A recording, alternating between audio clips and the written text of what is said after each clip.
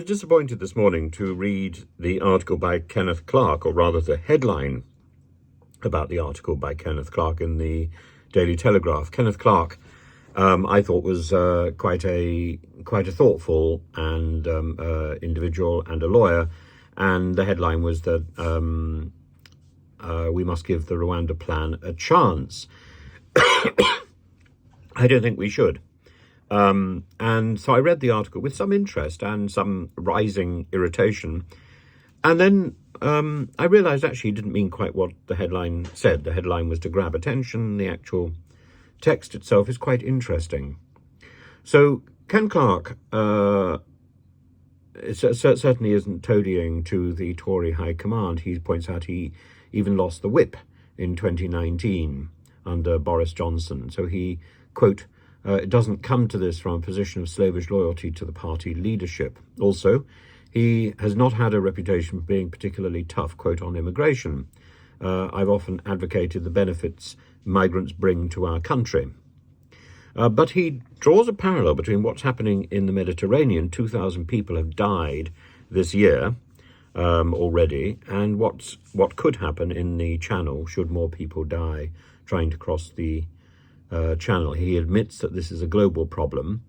So his conclusion, so if we suddenly become an easier country than others, we are more likely to face significant pressures as more people try to reach our shores.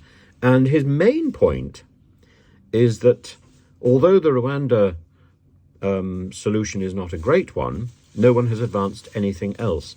And I think that's because of the sloganising in the House of Commons. There hasn't been a chance to get any alternative ideas through.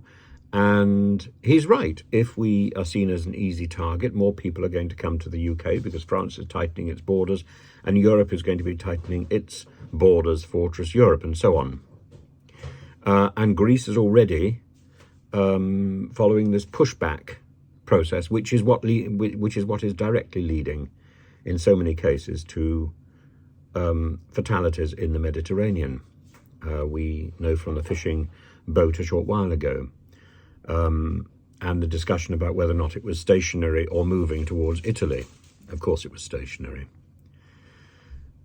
People can have objections to the Rwanda scheme. I do.